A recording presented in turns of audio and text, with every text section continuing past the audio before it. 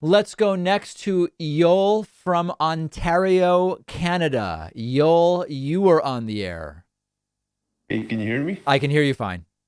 Great. I've never had a chance to be on the show. This is Beautiful. great. I wanted to ask a couple of questions. First, with the Democratic Party, just with the State of the Union address the other day. I saw the polls after the address, and it showed that most Democrats weren't really favorable, because Biden's address mostly focused on foreign policy and not um, inflation or the economy. Why are the Democrats so poor at addressing issues that are very important to the American people? And should they be looking to push people like Joe Manchin out of the party because it seems like they're afraid to offend people, and instead of standing strong for certain topics like Well, first of all, abortion? I don't know that I agree with the premise. From what I'm seeing, a CBS News poll found that 78% of Americans approved of the speech either somewhat or strongly. So I guess the first thing is I don't know that we're working with the same information. I didn't Uh, see this I saw negative this after the response. this was the polls right after on CNN right after the State of the Union, and it Oh, just are you showed saying that like on the website of CNN? this was I was watching CNN do an analysis right after the State of the Union address, Yeah. and it just went to show that I believe 68% showed they were favorable towards Joe Biden's speech on foreign policy toward the Ukraine address, Yeah. and it showed that 48% were satisfied with his questioning on his address toward the economy and inflation. Oh, okay. So that was like a topic by topic. Well, listen, I don't know. I didn't see that data, and a lot of times in the aftermath of these speeches, these are like very informal. Like it's just who the people that vote on our website. Usually, it takes a while to get something a little more formal. I mean, I think I'm not sure about that. I think that in terms of you're saying why aren't Democrats good at addressing issues in a way that people that resonates with people? Is that generally what you're asking? Yeah, because it just seems like you have such a wide base factions in the Democratic Party. It just seems like someone like Joe Manchin, as an example, doesn't seem like he wants to play ball with what the Democrats are trying to do Yeah. and have any meaningful policy passed. So instead of trying to appeal to him, why don't they just try to either primary him or um, try in a way to like have the Democratic Party stand for something that's solid. It doesn't seem like people really believe the Democratic Party stands for anything or stands behind anything strongly like the Republican Party does.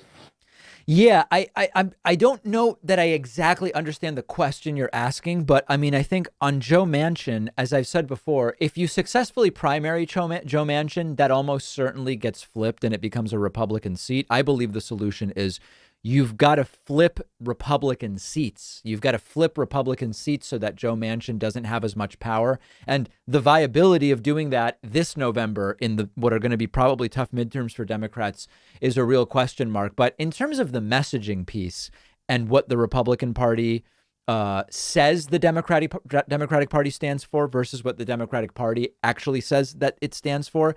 I have so many different clips about this, and part of this is messaging. Part of this is not wanting to turn people off. You don't want to offend any slice of your party, which is impossible if you have anything beyond an extremely narrow coalition. So this is a long issue for Democrats, and I've spoken extensively about it. But I don't think the solution to all of this is you primary Manchin. I think that one could backfire, and two it's too narrow a solution. Okay, and can I have one more question just Sure, on yeah, the Russia-Ukraine? sure. Yeah, how much do you think this is actually a failure of American foreign policy, like long term? Are you saying how much is American foreign policy a cause of what's happening? Sorry, yeah, that's what I meant. Yes, long I term, think going back that to the it end of the is. Cold War. I mean, the reason this is so tough is in a globalized, dynamic, and complex world, we can't make a statement like nothing the US has ever done is related to Putin invading Ukraine. Like that would be wrong. Obviously, Ukraine and Russia exist on a planet where the US has significant influence. But I think we have to be really careful when we talk about blame.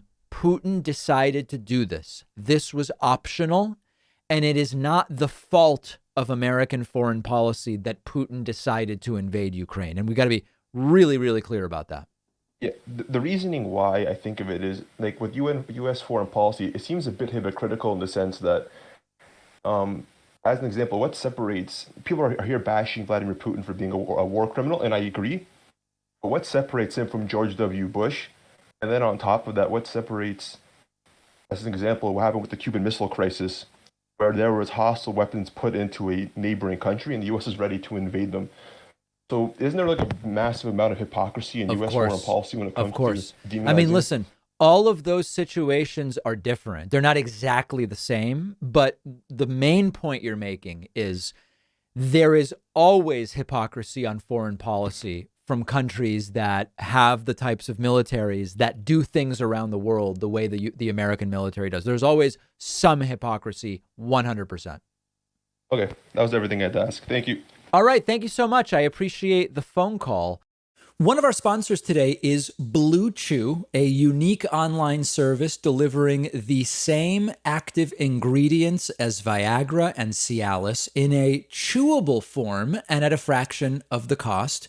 And they're giving my audience an entire month's supply for free. So if you think you could benefit from an extra boost of confidence when it's time, all you have to do is take a short quiz on their website. A licensed doctor approves your prescription. The medication comes straight to your home within days in a discreet package.